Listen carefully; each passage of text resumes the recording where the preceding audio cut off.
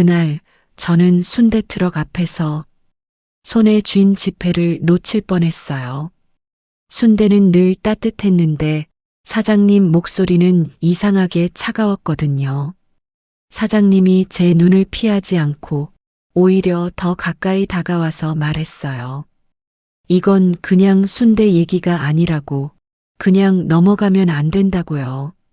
제 이름은 이정자예요. 68이고요. 사랑동에서 30년 넘게 살았어요. 저는 솔직히 제가 이렇게까지 흔들릴 줄 몰랐어요. 그날 이후로는 수요일이든 금요일이든 달력이 더는 달력처럼 안 보이더라고요. 사실 그 전까지는요. 저는 괜찮다는 말을 꽤 잘하는 사람이었어요. 남편 먼저 보내고도 괜찮다 했고, 혼자 살아도 괜찮다 했고, 아들 내외가 바쁘다 하면 또 괜찮다 했죠. 괜찮다, 괜찮다 그렇게 말하면 진짜 괜찮아지는 줄 알았거든요. 그런데 시작은 정말 별거 아니었어요. 정말 별거 아닌 것처럼 보이기 시작했어요. 화요일 오후였나, 수요일 오전이었나, 날짜를 딱 집어 말하기가 싫어요. 그날부터 제가 날짜를 제대로 세는 게 의미가 없어졌거든요. 아무튼 그날 우편함에 등기봉투가 꽂혀 있었어요. 두툼한 봉투요.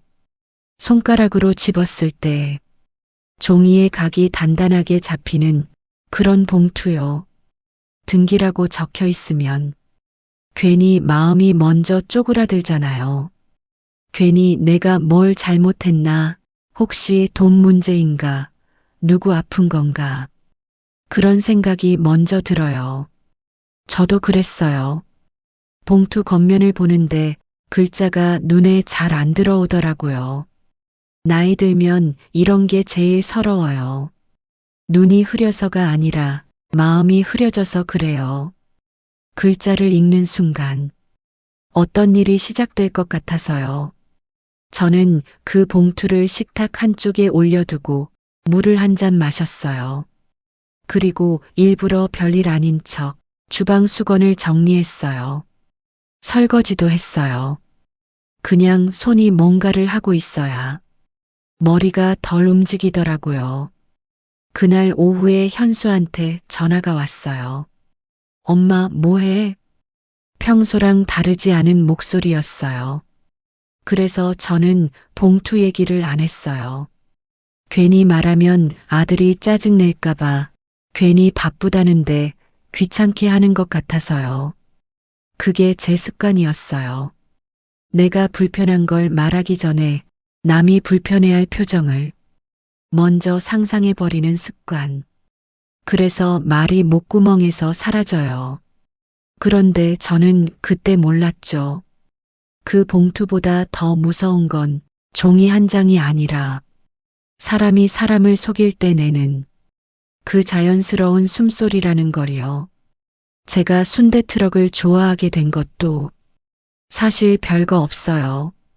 처음엔 그냥 냄새가 좋았어요. 비 오는 날, 바람 부는 날, 집안에서 혼자 밥 먹기 싫은 날 있잖아요. 그럴 때 집 앞에 트럭이 오면 그 냄새가 사람을 끌어내요. 나가서 한 봉지만 사오자. 그 한 봉지가 그날 하루를 붙잡아 주더라고요. 트럭은 늘 금요일에 왔어요. 딱 정해진 시간에 오는 건 아니었는데 신기하게도 제가 장을 보고 들어오는 시간하고 겹쳤어요. 어느 날은 제가 먼저 도착해서 기다렸고 어느 날은 트럭이 먼저 와서 김이 모락모락 나고 있었죠. 처음엔 사장님이 저를 손님이라 불렀어요. 저도 사장님을 사장님이라 불렀고요. 그런데 자주 보다 보니 말이 조금씩 붙더라고요. 사장님, 오늘은 순대가 더 잘 삶아졌네. 제가 이렇게 말하면 사장님이 꼭 웃었어요. 어머니, 그건 어머니가 오셔서 그래요. 어머니 오면 장사가 잘 돼요. 그 말이 얼마나 사람 마음을 풀어주는지 아세요? 나이 들어서 누가 나를 필요로 한다는 느낌, 누가 나를 반긴다는 느낌. 그게 그렇게 귀해요. 저는 어느 순간부터 트럭 앞에서 순대만 사는 게 아니라 말도 같이 샀어요. 그날 있었던 일, 별거 아닌 불평, 속상한 마음 같은 거요. 사장님도 자기 얘기 조금씩 하셨고요. 사장님은 말이 많진 않았어요. 근데 신기하게 말이 적은 사람은 한마디를 할 때 무게가 있잖아요. 괜히 제가 더 믿게 되는 그런 거요. 어느 금요일엔 제가 손주 사진을 보여드렸어요. 사실 그게 자랑이기도 했고, 솔직히 말하면 그냥 누군가에게 보여주고 싶었어요. 내가 혼자만 늙어가는 게 아니라 내 삶에도 아직 따뜻한 게 남아있다는 걸요. 휴대폰 케이스 뒤에 사진을 끼워두고 다녔거든요. 현수랑 며느리랑 그리고 손주 다 같이 웃고 있는 사진이었어요.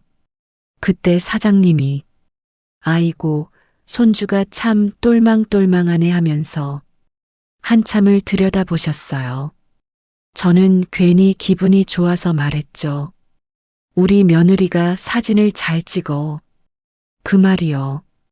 지금 생각하면 그때 제 입이 참 가벼웠던 것 같아요. 지난주 금요일엔 제가 트럭에 직접 가지 않았어요. 며느리가 집에 온다고 했거든요. 어머니, 제가 내려가서 사올게요. 어머니는 집에 계세요. 며느리가 그렇게 말했어요. 그 말이 그때는 참 다정하게 들렸어요. 저는 그 다정함을 너무 오래 믿고 싶었나 봐요.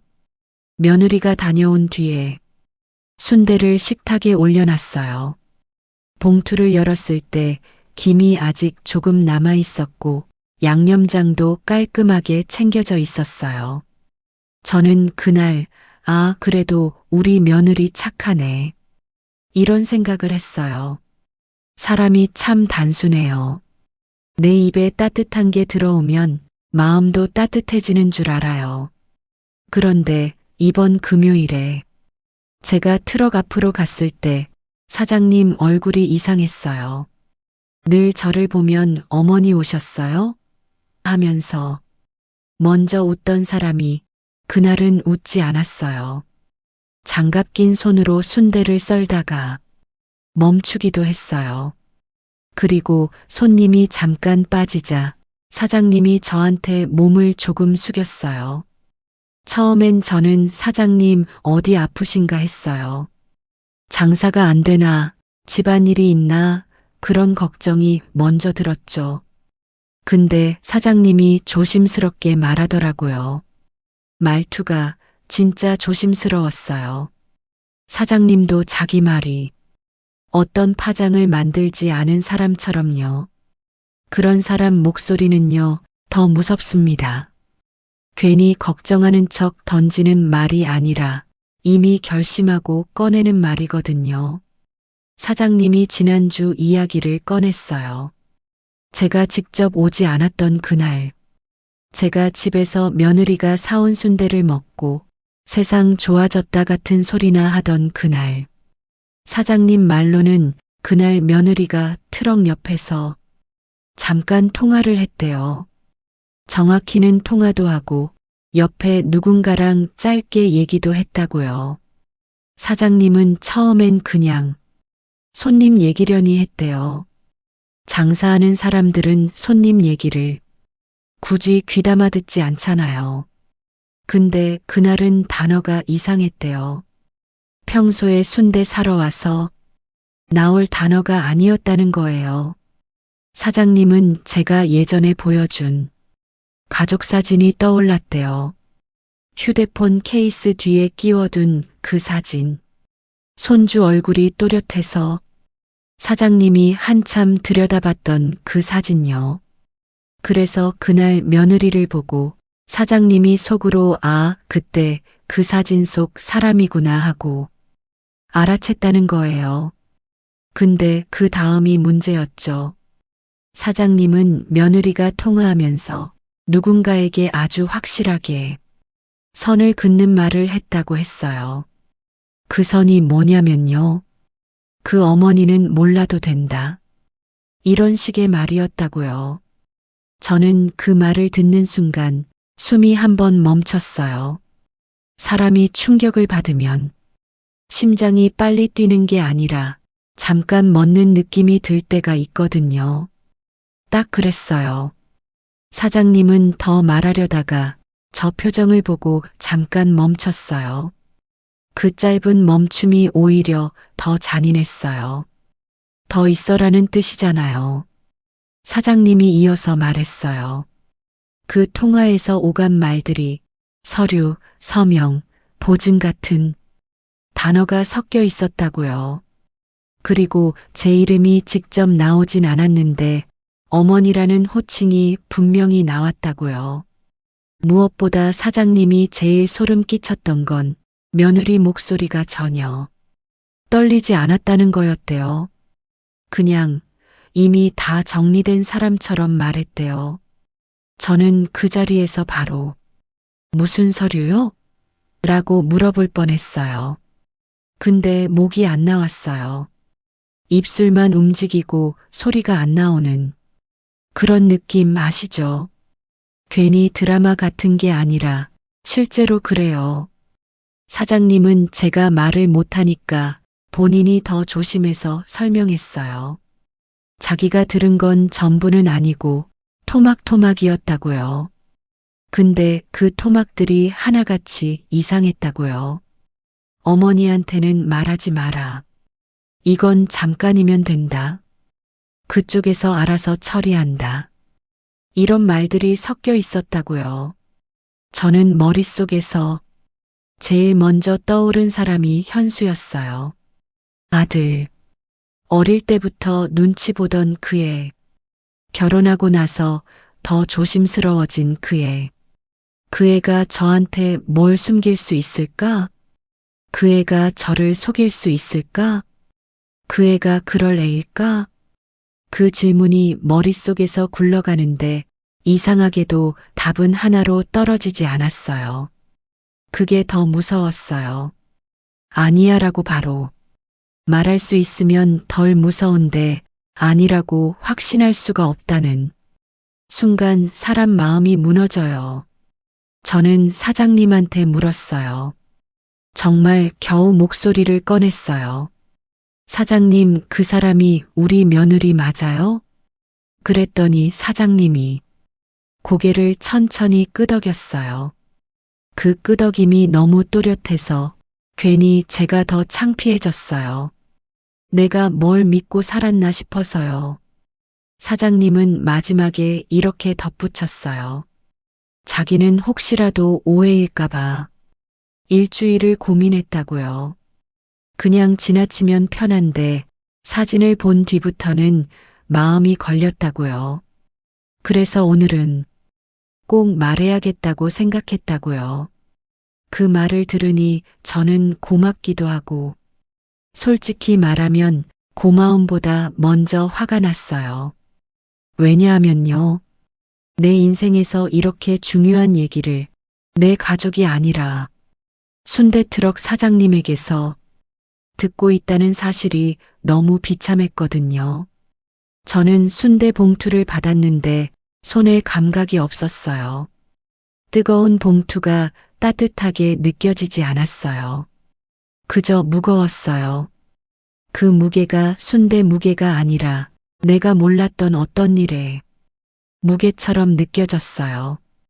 집에 들어와서도 저는 바로 등기봉투를 열지 않았어요. 식탁 위에 있던 그 봉투가 갑자기 다른 물건처럼 보였거든요. 이건 그냥 행정 서류가 아니라 내가 모르는 사이에 내 삶을 건드린 흔적일 수도 있다는 생각이 들었어요. 그날 저녁 현수에게 전화하려고 휴대폰을 들었다가 내려놨어요. 한 번 들었다가 다시 내려놨어요. 손이 떨린다기보다 마음이 떨려서요. 저는 제 안에서 두 마음이 싸우는 걸 느꼈어요. 하나는 지금 당장 물어봐야 한다였고, 다른 하나는 혹시 진짜면 내가 감당할 수 있니? 였어요. 근데요, 제가 그때 제일 무서웠던 건 현수가 나쁜 아들이라서가 아니었어요. 현수가 너무 약한 아들이라서요. 누군가 시키면, 누군가 다그치면, 엄마가 알면 난리 난다 같은 말을 들으면 그냥 눈 감고 넘어갈 애라는 생각이, 그게 제일 무서웠어요. 저는 결국 전화를 걸었어요. 신호음이 3번 울렸고 현수가 받았어요. 엄마, 그 한마디가 평소랑 똑같아서 더 의심스러웠어요. 저는 숨을 한번 삼키고 천천히 말했어요. 현수한테 소리 지르지 않으려고요. 지금 소리 지르면 진실이 아니라 변명만 튀어나올 것 같아서요. 현수야, 엄마가 오늘 이상한 얘기를 하나 들었어. 뭔 얘기? 너 나한테 말 안 한 거 있니? 그때 현수가 바로 대답을 못했어요. 아주 짧게, 진짜 찰나였는데요. 저는 그 짧은 침묵이 제 마음을 끝까지 밀어버리는 소리처럼 들렸어요. 그리고 저는 그 침묵 속에서 식탁 위에 놓인 등기 봉투를 처음으로 제대로 쳐다봤어요. 순대 트럭에서 돌아오는 길이 이상했어요. 집까지는 늘 똑같은 골목인데 그날은 골목이 낯설게 느껴지더라고요. 사장님 말이 귀에서 안 떨어졌어요. 그 사람이 내 며느리였고 그 며느리가 어머니는 몰라도 된다는 식으로 말했고 그 말을 들은 나는 처음엔 화가 난 것도 아니었어요. 딱 그 사이 어딘가였어요. 몸이 먼저 차가워지고 숨이 아주 얇게 들어오고 심장이 쿵이 아니라 툭 하고 떨어지는 느낌. 집 현관 앞에 서서 비밀번호를 누르는데도 손가락이 말을 안 듣더라고요. 3번을 틀렸어요. 내가 왜 이러지? 그 말이 입 밖으로 나오더라고요. 문이 열리자마자 나는 제일 먼저 우편함 쪽으로 갔어요. 사장님이 알려준 게 더 충격이었는데 그 충격이 방향을 잡아주니까 이상하게 몸이 움직였어요. 우편함 안쪽에 두툼한 봉투가 하나 있었어요. 겉면 글씨가 딱딱했어요. 그런데 그 딱딱한 글씨보다 더 딱딱한 건 내 눈이 봉투 한가운데를 읽어내는 속도였어요. 내 이름이 있었고 그리고 내가 모르는 말들이 있었어요. 내용 증명이라는 글자, 채무라는 글자, 보증이라는 글자. 나는 봉투를 들고 거실에 앉았어요. 신발도 못 벗고 외투도 못 벗고 그냥 거실 한가운데에 앉아서 봉투를 두 손으로 붙잡았어요. 누가 보면 기도하는 사람 같았을 거예요. 봉투를 뜯는 게 무서웠어요. 이상하게 뜯는 순간부터는 돌이킬 수 없을 것 같아서요. 근데요, 그날은 이미 돌이킬 수 없었어요.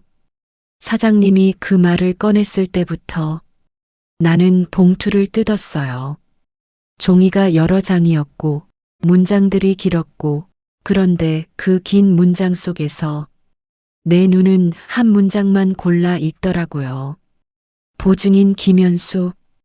그 다음 줄에 내 이름이 또 있었어요.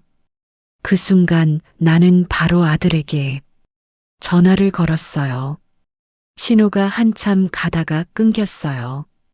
3번째는 아예 받지를 않더라고요. 나는 문자로 보냈어요. 현수야, 엄마야, 지금 통화 좀 하자. 집으로 등기 같은 게 왔는데 이게 무슨 얘긴지 설명해. 손이 떨려서 오타가 나더라고요. 그 오타까지도 지금 생각하면 웃긴데 그땐 웃을 수가 없었어요. 잠깐 시간이 지나니까 며느리에게서 톡이 왔어요. 어머니 무슨 일이세요? 현수는 회의 들어갔고요. 제가 먼저 봐드릴까요? 봐드릴까요? 그 말이 이상하게 들렸어요. 처음엔 고마운 말처럼 들리잖아요. 근데 그날은 그 말이 아주 천천히 다른 의미로 변하더라고요. 봐드릴까요가 아니라 제가 처리할게요처럼요. 내일이 아닌 것처럼요. 나는 짧게 답했어요. 아니, 현수랑 직접 얘기할 거야. 그때부터였어요. 내 머릿속에서 하나씩 과거 장면들이 올라오기 시작한 게 며느리 서연이가 처음부터 이렇게까지는 아니었을 거라고 나는 내 스스로에게 말해주고 싶었거든요. 그래서 기억을 더듬었어요.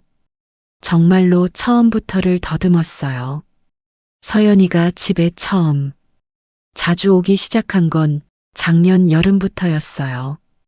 그전엔 바쁘다고 얼굴 보기 힘들었는데 어느 날부터 갑자기 자주 왔어요. 과일도 들고 오고 손에 마트 봉투 들고 오고 어머니 이거 드세요 하면서 냉장고에 착착 넣어주고 그때 나는 솔직히 기분이 좋았어요. 나이 들면 그런 거 있잖아요. 집이 조용한 게 익숙해졌다고 생각해도 누가 왔다 갔다 하면 숨이 조금 살아나는 느낌. 현수는 원래 말이 많지 않은 애였고 서연이는 말이 많았어요. 그 말 많음이 그땐 따뜻하게 느껴졌어요. 어머니, 요즘 관리비 또 종이로 오죠? 어휴, 그거 귀찮아요. 자동이체 걸어드릴게요. 어머니, 공과금도 앱으로 하면 편해요. 종이 안 쌓이고 그 말들을 들을 때마다 나는 웃으면서 말했어요. 나는 그런 거 몰라. 내가 알면 내가 해. 그게 그렇게 위험한 말인지 그땐 몰랐어요. 서연이는 정말 친절했어요. 처음엔 내 휴대폰을 들여다보는 것도 어머니 화면이 너무 작죠? 글씨 키워드릴게요. 이런 식이었거든요. 그러다 어느 날은 현수랑 같이 왔는데 서연이가 내 식탁에 앉자마자 이런 말을 했어요. 어머니, 요즘 보이스피싱 많대요. 어머니 전화 오면 무조건 끊고 저한테 먼저 연락하세요. 저희가 다 확인해 드릴게요. 그 말이 얼마나 그럴듯했는지 몰라요. 나를 걱정해 주는구나 싶었죠. 그 다음부터 서연이는 내 휴대폰에 뭐가 이상한 링크가 있으면 지워주고 문자 차단도 걸어주고 어머니 이거 눌러보지 마요 하면서 보호자처럼 행동했어요. 그게 참 묘했어요. 보호자는 원래 엄마인데 나는 어느 순간부터 보호받는 쪽이 되어 있었어요. 그리고 그 보호라는 이름 아래 서연이는 내 손바닥 안에 있던 것들을 아주 자연스럽게 자기 손으로 가져갔어요. 어느 날은 이런 일도 있었어요. 어머니, 은행에서 공동인증서 있죠? 그게 있어야 자동이체도 편하고 혹시 어머니 계좌에 이상한 출금이 있으면 제가 바로 확인할 수 있어요. 그때 나는 공동인증서가 뭔지 정확히도 몰랐어요. 그냥 예전에 은행에서 뭘 만들고 집 어딘가 USB 같은 데 들어있던 거 어디 있는지 모르겠다 했더니 서연이는 웃으면서 말했어요. 괜찮아요. 제가 같이 찾아드릴게요.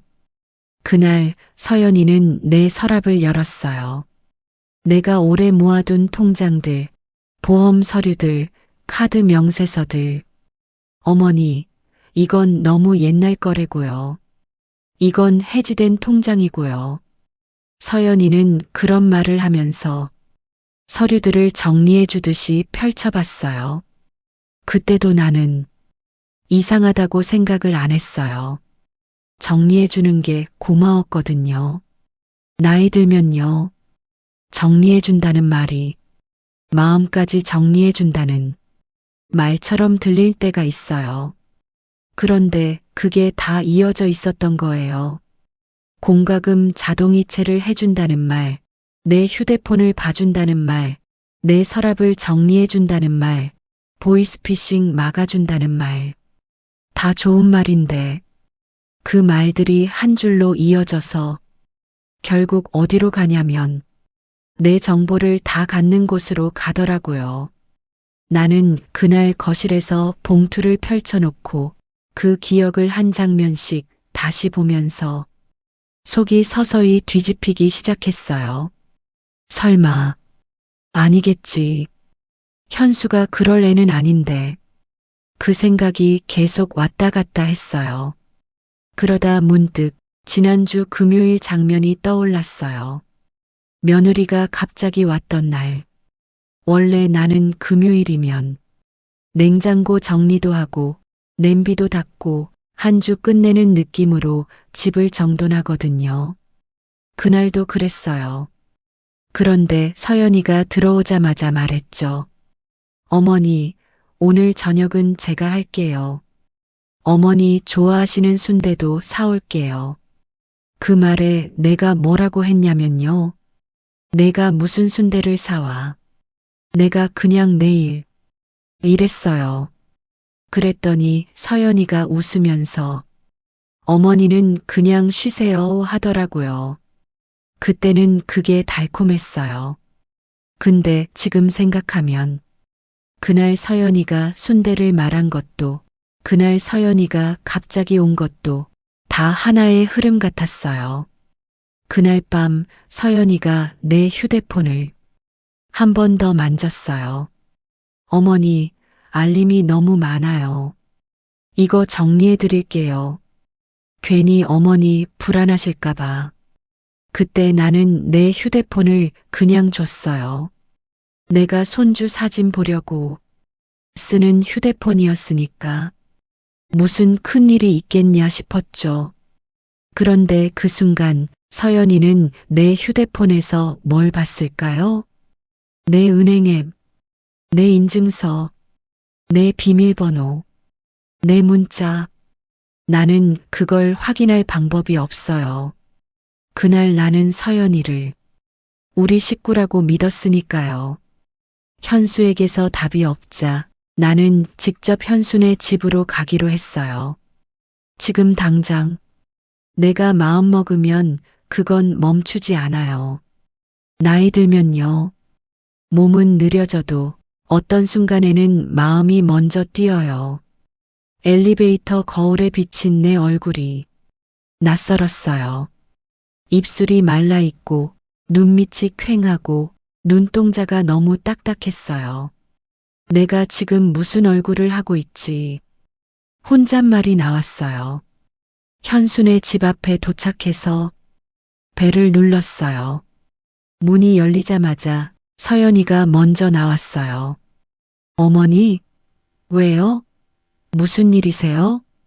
표정은 놀란 척인데 눈은 아니었어요. 눈이 너무 빨랐어요. 내 손에 든 봉투를 먼저 보더라고요. 나는 봉투를 들어서 보여줬어요. 이게 뭐야? 서연이는 손을 뻗다가 멈췄어요. 내가 봉투를 놓지 않으니까.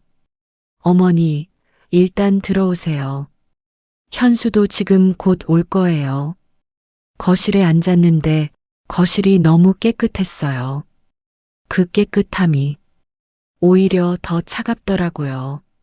서연이는 물을 가져왔어요. 예전처럼 친절한 척. 어머니, 일단 물 드시고요. 어머니 요즘 혈압 있으시잖아요. 그 말이 그날은 오히려 비웃음처럼 들렸어요. 나는 물을 마시지 않았어요. 봉투만 봤어요. 현수는 어디 있어? 지금 회의 끝나고 오는 길이에요. 그럼 너라도 말해. 이게 뭐냐고. 서연이는 잠깐 숨을 고르더니 이런 식으로 말했어요. 어머니, 그런 건요. 현수가 알아서 처리하는 거예요. 그 말이 너무 자연스럽게 나오더라고요. 나는 그 말이 더 무서웠어요. 자주 했던 말 같아서. 현수가 알아서 처리해? 내 이름이 있는데? 내가 모르는데? 서연이는 표정을 바꿨어요. 딱 그 순간이었어요. 친절한 얼굴에서 짜증 섞인 얼굴로 넘어가는 게 너무 빨랐어요. 어머니, 지금 이걸로 싸우자는 게 아니라요. 저희도 사정이 있어요. 어머니가 다 알 필요는 없고요. 다 알 필요는 없고요. 그 말이 내 귀를 때렸어요. 그때 현수가 들어왔어요. 문 열리는 소리가 나고 현수가 신발을 벗다가 멈췄어요. 거실 공기가 이상하니까, 서연이 목소리가 딱딱하니까, 내 얼굴이 이미 굳어 있으니까, 엄마 왜 여기까지 왔어? 현수는 내 눈을 못 봤어요. 나는 봉투를 현수 쪽으로 밀었어요. 이거 내 이름이 있더라. 보증인이라고. 너 이게 뭔데? 현수는 봉투를 보더니 진짜로 얼굴이 하얘졌어요. 그리고 그 하얀 얼굴로 서연이를 봤어요. 아들이 며느리를 보는 그 시선이 나한테는 너무 낯설었어요. 서연아. 현수가 입술을 떨면서 말하니까 서연이는 바로 말을 끊었어요. 지금 그게 중요해요? 어머니 앞에서 그런 표정 짓지 마. 그 말투가 너무 선명했어요. 현수는 그 말에 바로 입을 다물었어요. 그 순간 나는 확실히 알았어요. 현수는 주도한 사람이 아니구나. 하지만 막지도 않았구나. 그리고 서연이는 내 앞에서 조용히 하라고 말할 수 있는 사람이구나. 나는 현수에게 다시 물었어요. 현수야, 너 엄마 집을 왜, 엄마 동의도 없이 왜 이런 걸 했어? 현수는 한참을 말 못하다가 겨우 한마디를 꺼냈어요. 엄마 그냥 잠깐이야. 진짜로 잠깐만 숨 돌리려고. 그 말이 너무 얄밉더라고요. 내 인생을 걸어놓고 숨을 돌리려고 했대요. 나는 서연이를 봤어요. 너는 뭘 알고 있니? 서연이는 그때 웃지도 않았고 울지도 않았어요. 그냥 딱 잘라 말했어요. 어머니, 그건요. 어머니가 몰라도 되는 문제예요. 그 말이 나오는 순간 내가 순대 트럭에서 들었던 그 느낌이 다시 심장 안쪽으로 떨어졌어요. 사장님이 말했던 그 문장들이 내 눈앞에서 다시 살아난 것 같았어요. 어머니는 아직 모르셔야 돼요. 어머니가 알면 난리 나요. 나는 그 자리에서 일어났어요. 그래. 내가 몰라도 되는 문제면 너희도 나를 몰라도 되겠다. 현수는 깜짝 놀라서 내 쪽으로 다가왔어요. 엄마, 그런 말 하지 마. 엄마, 진짜 나도 어쩔 수가. 나는 그 말을 듣자마자 갑자기 눈물이 나려고 했어요. 분노보다 먼저 올라오는 게 그거였어요.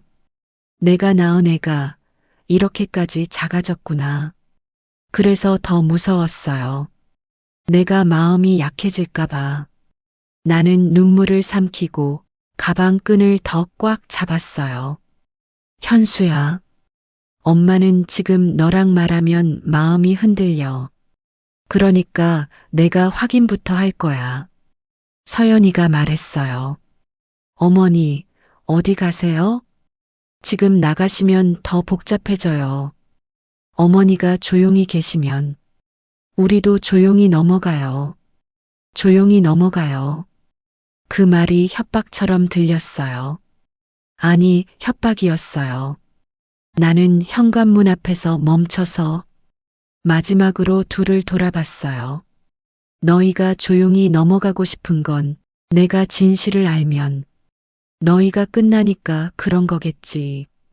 현수는 아무 말도 못했고 서연이는 눈을 깜빡이지도 않았어요. 그 눈이 참 차갑더라고요. 나는 문을 열고 나왔어요. 엘리베이터를 기다리는 동안 내 휴대폰이 계속 울렸어요. 현수, 서연. 나는 받지 않았어요. 그날 집으로 돌아와서 거실에 앉았는데 이상하게도 내가 제일 먼저 한 건 다시 봉투를 펼쳐보는 게 아니었어요. 내 휴대폰을 켜서 은행 앱을 눌러보는 거였어요. 비밀번호가 틀렸대요. 세 번째쯤 되니까 앱이 잠겼어요. 그 순간 나는 딱 하나만 생각했어요. 서연이가 내 손에서 뭘 가져갔는지 내가 지금부터 하나씩 찾아내야 한다. 하지만 확실한 건 있었어요. 이건 그냥 가족 싸움이 아니었어요. 이건 누가 누구를 가족으로 두고 있었는지 그 관계 자체가 무너지는 일이었어요. 그리고 나는 그 무너지는 소리를 이제 막 제대로 들은 거였어요. 그날 밤 나는 서류를 접지 못했어요. 식탁 위에 펼쳐둔 채로 한참을 그대로 앉아 있었어요. 글자가 자꾸 흐려졌어요. 눈물이 나서가 아니라 내가 읽고 싶지 않아서요. 보증이라는 단어가 그날따라 유난히 컸어요. 나는 휴대폰을 들었다가 내려놓고 다시 들었다가 내려놓기를 몇 번이나 했어요. 누구에게 전화를 해야 할지 몰랐거든요. 현수는 이미 알고 있는 사람이고 서연이는 모른 척하는 사람이고 그러다 문득 이런 생각이 들었어요. 이건 내가 혼자 판단하면 안 되는 일이다. 그 생각이 들자 갑자기 내 나이가 느껴졌어요. 예전 같았으면 남편에게 물었을 일이었고 남편이 없던 지난 세월엔 내가 다 결정했던 일이었는데 지금은 누군가 객관적으로 말해줄 사람이 필요했어요. 나는 검색창에 천천히 글자를 쳤어요. 보증 취소 방법. 손이 떨렸어요. 검색 결과를 몇 개 읽다가 나는 한 변호사 사무실 번호를 눌렀어요. 전화벨이 울리는 동안 나는 속으로 한 번 더 물었어요. 이게 맞는 선택인가? 그때는 몰랐어요. 그 전화 한 통이 내가 엄마로서 서 있는 자리를 다시 정의하게 될 줄은요. 다음 날 오전 나는 그 사무실 문을 밀고 들어갔어요. 지금 단계면 보증 취소 가능합니다. 내용 증명 보내고 이에 제기하면 됩니다. 가족이라고 예외는 없습니다. 예외는 없습니다. 그 말이 나를 붙잡았어요. 가족이라고 예외는 없대요. 그 말은 맞아요. 하지만 내 마음은 예외였어요. 나는 집으로 돌아와 식탁 위에 서류를 펼쳐 놓았어요. 취소 신청서 초안, 내용 증명 문구, 도장만 찍으면 시작되는 일이었어요. 그런데 도장을 꺼내놓고도 손이 움직이지 않았어요. 왜냐하면 이 종이 위에는 김현수라는 이름이 있었거든요. 아들 이름, 내가 낳은 애 이름. 현수는 그날 밤 집 앞에 왔어요. 초인종을 누르지 않고 문 앞에서 한참을 서 있었어요. 문 너머로 발소리가 들렸어요. 나는 문을 열지 않았어요. 엄마. 문 밖에서 들리는 그 목소리는 어릴 적 그 애가 넘어져서 무릎 가지고 울던 그 목소리였어요. 그 기억이 나를 흔들었어요. 나는 문에 기대어 서 있었어요. 엄마, 나 진짜 몰랐어. 이렇게 될 줄. 나는 그 말에 대답하지 않았어요. 엄마, 서연이도 이렇게까지는. 그 말을 듣는 순간 내 안에서 뭔가가 갈라졌어요. 서연이도, 그 애는 아직도 며느리를 감싸고 있었어요. 그게 더 아팠어요. 나는 문을 열었어요. 현수 얼굴은 그날 카페에서 봤던 것보다 더 무너져 있었어요. 눈이 퉁퉁 부었고 입술은 마르고 어깨는 축 처져 있었어요. 나는 그 애를 보고 처음으로 마음이 약해졌어요. 그래, 자식한테 매몰차게 하는 게 쉬운 일이 아니잖아요. 시청자들이 그럴 거예요. 그래도 자식인데 그 마음이 나한테도 있었어요. 들어와. 나는 그렇게 말했어요. 현수는 조용히 들어와 식탁에 앉았어요. 나는 서류를 그의 앞에 밀어놨어요. 이게 뭔지 알지? 현수는 고개를 끄덕였어요. 엄마 잠깐만 숨 돌리려고 한 거야. 사업이 진짜 안 풀렸어. 나는 물었어요. 그래서 엄마 집이니? 현수는 울음을 참고 있었어요. 엄마 명이 아니잖아. 내 명의로 바꿔놨으니까. 그 말이 나를 멈추게 했어요. 그 집 명의를 바꿀 때 나는 왜 아무 말도 안 했을까요? 그때도 서연이는 말했죠. 요즘은 자식 명의로 해두는 게 편해요. 상속 문제도 깔끔하고요. 나는 그 말을 믿었어요. 그 믿음이 지금은 나를 묶는 줄이 되었어요. 현수야, 나는 조용히 말했어요. 엄마가 집 명의를 바꿔준 건 내가 편하라고 한 거지. 내가 엄마를 밀어내라고 준 건 아니다. 현수는 그 말에 고개를 푹 숙였어요. 엄마 나 진짜 겁났어. 대출 막히고 카드 막히고 서연이가 방법이 있다 그래서 그 말이 나오자마자 현수는 말을 멈췄어요. 나는 그 애를 봤어요. 서연이가 하자 그랬니? 현수는 아무 말 안 했어요. 그 침묵이 대답이었어요. 나는 그 순간 서연이를 다시 떠올렸어요. 그날 카페에서 나를 보던 눈. 어머니는 몰라도 되는 문제예요. 그 차가운 목소리. 그건 실수가 아니었어요. 그건 선택이었어요. 그리고 현수는 그 선택에 올라탄 사람이었어요. 엄마가 취소하면 너희는 어떻게 되니? 현수는 숨을 깊게 들이마셨어요. 당장 힘들어져. 거의 다 무너져. 나는 그 말을 듣고 눈을 감았어요. 내가 도장을 찍으면 내 아들은 무너질 거예요. 도장을 찍지 않으면 나는 무너질 수도 있어요. 그 사이에서 나는 오래 서 있었어요.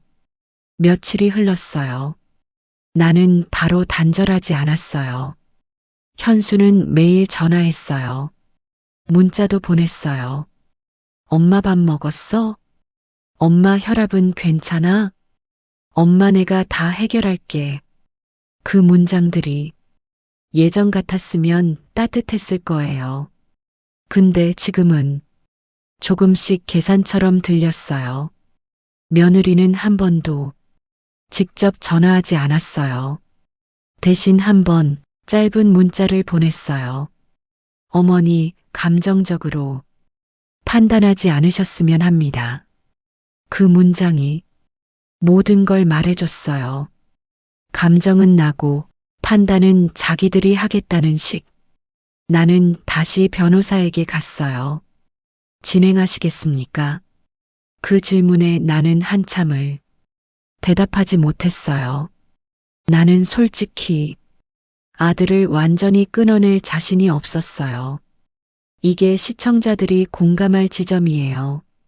아무리 잘못했어도, 아무리 배신했어도 내가 낳은 애라는 기억은 한 번에 잘리지 않아요. 나는 변호사에게 말했어요. 조금만 더 기다리겠습니다. 그건 망설임이 아니라 내가 마지막까지 확인하고 싶은 시간이었어요. 그리고 마지막 날, 현수가 다시 왔어요. 이번엔 울지 않았어요. 엄마, 나 서연이랑 따로 얘기했어. 이건 내가 잘못했어. 엄마가 싫다 하면 취소하자고. 그 말이 늦었어요. 나는 조용히 물었어요. 내가 싫어서냐, 엄마가 싫어서냐? 현수는 대답 못했어요. 그 애는 아직도 선택을 혼자 못하고 있었어요. 그 순간 나는 깨달았어요. 이건 돈 문제가 아니에요. 이건 내 아들이 어디까지 스스로 설 수 있느냐의 문제예요. 그리고 지금은 아직 아니었어요. 나는 서류를 꺼냈어요. 도장을 찍지 않았어요. 대신 서류를 접어서 현수 앞에 밀었어요. 이건 내가 해결해. 현수는 놀란 눈으로 나를 봤어요. 엄마, 엄마는 이제 빠질 거다. 도와주지도 막아주지도 않을 거다. 그 말이 내가 할 수 있는 가장 단단한 선택이었어요.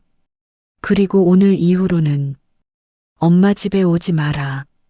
현수는 숨을 멈춘 것처럼 가만히 있었어요. 엄마, 그 한마디가 내 가슴을 찔렀어요.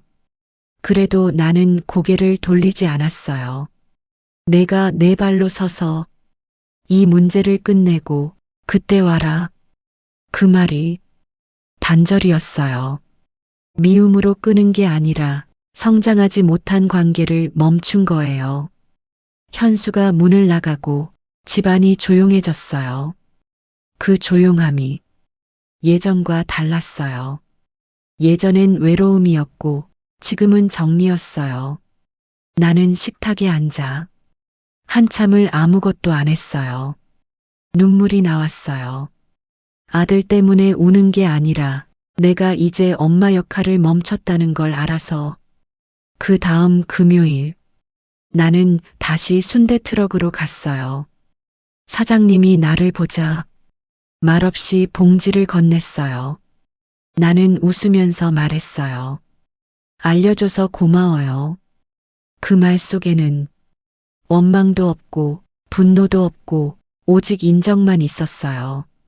나는 집으로 돌아와 식탁에 앉아 순대를 하나 집어 먹었어요.